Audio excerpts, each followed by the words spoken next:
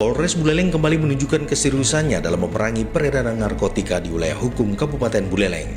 Melalui kerja tim khusus Bayangkara Guak Poleng Polres Buleleng, 3 kasus besar berhasil diungkap hanya dalam kurun waktu 2 minggu terakhir dengan total barang bukti sabu-sabu mencapai 319 gram. Ini menjadi bukti nyata bahwa perang terhadap narkoba terus berlanjut tanpa kompromi. Kapolres Buleleng AKBP Bagus Widwan Ustadi saat press rilis pengungkapan tindak pidana narkotika pada Senin 28 Juli 2025 menegaskan bahwa langkah ini adalah komitmen penuh jajaran Polres Buleleng dalam menyelamatkan generasi muda dari bahaya narkoba. Sebagai wujud komitmen Polres Buleleng untuk ubutan dengan narkoba di Buleleng ini.